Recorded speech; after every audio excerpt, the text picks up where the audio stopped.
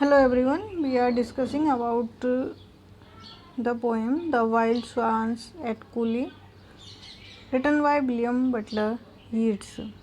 Introduction of the poem. This poem is a lyric poem by the Irish poet William Butler Yeats, who was born in 1865 and died in 1939. This poem was written between 1916 and early 1917. The poem was first published in June 1917 issue of the Little Review and became the title poem in the Yeats 1917 and 1919 collection The Wild Swans at Cooley. It was written during a period when Yeats was staying with his friend Lady Gregory at her home at Cooley Park, and the assembled collection was dedicated to her son Major Robert Gregory, a British airman killed during a friendly fire incident in the First World War. Literary scholar Daniel Tobin writes that Yeats was melancholy and unhappy, reflecting on his advancing age, romantic rejections. Reflecting on his advancing age, romantic rejections, why both Mad gone and her daughter Iseult gone, and the ongoing Irish rebellion against the British. Tobin reflects that the poem is about the poet's search for a lasting beauty in a changing world where beauty is mortal and temporary.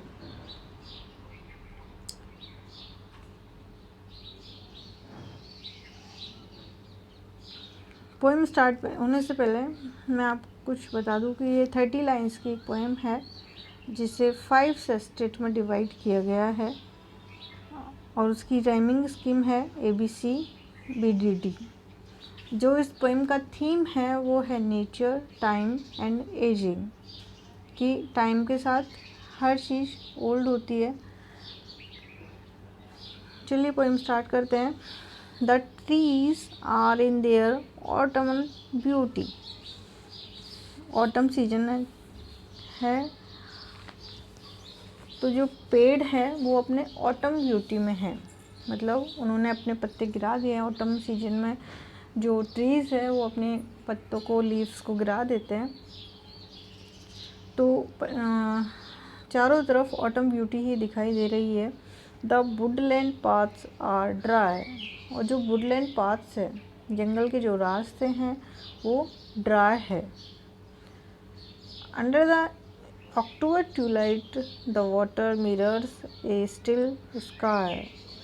अक्टूबर का month है और ट्यूलाइट means होता है शाम का time. अक्टूबर में शाम का टाइम है और उस समय पर जो वाटर है उसमें स्काई का रिफ्लेक्शन दिखाई दे रहा है।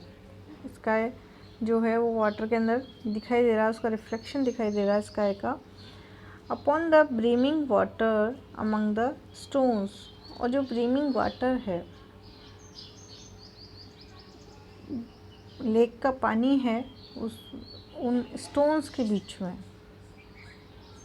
वो वहाँ पर आर 9 and 50 स्वान्स, वहाँ पर 59 स्वान्स है। कि जो पानी लेक का है वो धीरे धीरे बह रहा है, उसमें 59 स्वान्स जो है स्विमिंग कर रहे हैं, वहाँ पर है। The 19th autumn had come upon me, कि मेरे पास मतलब 9 ऑटम्स जो हैं गुजर चुके हैं, बीत चुके हैं।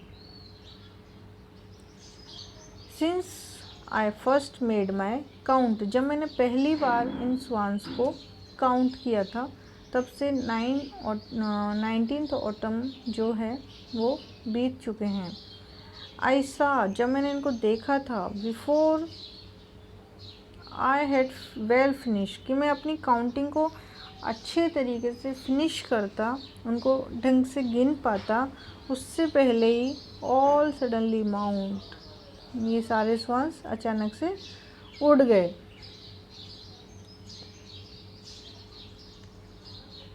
And scatter wheeling in great broken rings, और एक बहुत बड़ी ब्रोकन रिंग में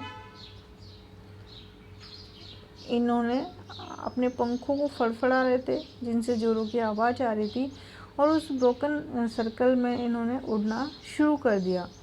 अपॉन देयर क्लेमरस बींग्स, अपने पंखों से इन्होंने स्काई में उड़ान भरी और ये स्काई में एक रिंग के शेप में उड़ने लगे। I have looked upon those brilliant creatures, मैंने उन ब्रिलियंट क्रिएचर्स आया यहाँ पर स्वांस के लिए, उनको देखा, मैं उनको देखता रहा। And now my heart is सोर, और मेरे हार्ट में, मेरे दिल में एक दर्द है कि मैं उनको ढंग से काउंट भी नहीं कर पाया, उनकी ब्यूटी को ढंग से देख भी नहीं पाया, उससे पहले ही वो उड़ गए। All changed since I hearing at twilight, सब कुछ बदल गया। ऑल चेंज, सब कुछ बदल गया।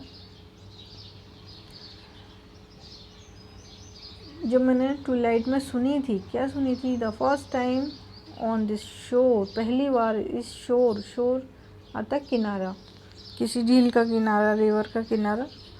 तो मैंने जब पहली बार सुनी थी, the well beat of their wings, घंटी की तरह, वेल बीट, वेल मीन्स होता घंटी, घंटी की तरह उनके पंखों को फड़फड़ाने की आवाज़ को जब मैंने पहली बार सुना था, अबव माई हेड, कहाँ सुना था? मेरे हेड के ऊपर, ट्रोड विद ए लाइटर ट्रेड, तो मैं ट्रोड मतलब छोटे छोटे कदमों से वापस लौट आया, विद ए लाइटर ट्रेड, हल्के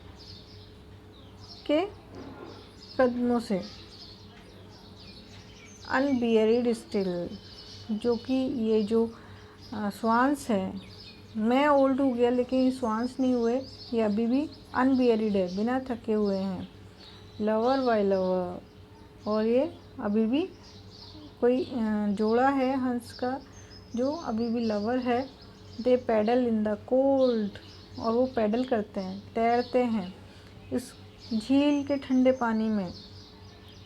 कंपेनियन स्टीम्स और climb the air, कंपेनिएबल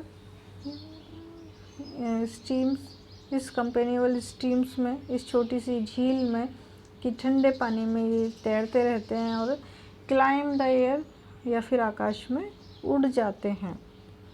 there hearts have not grown old, इनके हार्ट ओल्ड नहीं हुए हैं, जबकि मेरा हार्ट जो है वो ओल्ड हो चुका है। मैं अपने आप को ओल्ड मानने लग गया हूँ, लेकिन ये लोग अभी भी, इन्होंने अपनी होप को, अपनी लाइबिलिटी को ख़त्म नहीं होने दिया है। पैशन और conquest, wonder where they will attend upon them still, और पैशन, कोई पैशन हो या फिर कोई कॉन्क्वेस्ट हो, वंडर वेयर दे विल, जहाँ वो चाहें वहाँ पर वो घूमते हैं, उनकी इच्छा होती है जहाँ पर वो जाते हैं उड़ करके।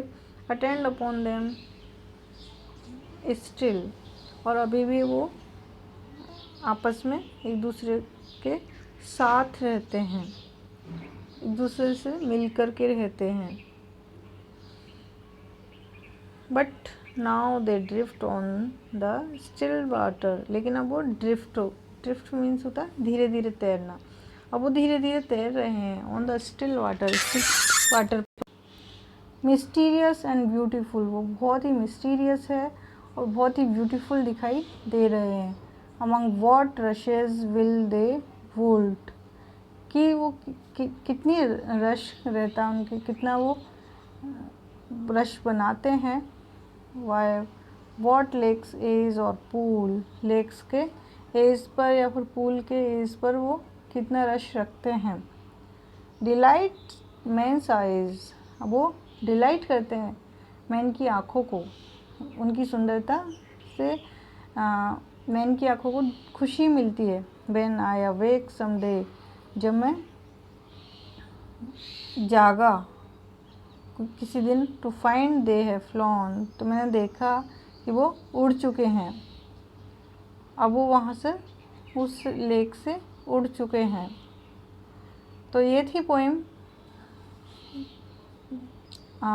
The wild swans at Coole, जिसमें पोइट W.V. यीट्स जो है 59 स्वैंस की ब्यूटी के बारे में बताता है कि ये जो स्वैंस है ये अभी भी, इनके हार्ट जो है अभी भी ओल्ड नहीं हुए हैं, इनके अंदर मेलानकोली नहीं है ये, जबकि मेरा हार्ट जो है वो ओल्ड हो चुका है, मेरे अंदर मेलानकोली आ चुकी है।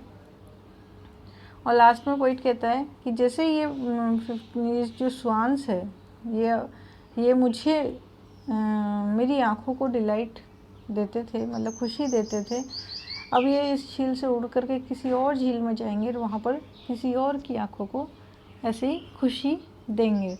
आई होप आपको ये पोएम समझ में आई होगी। Thank you so much.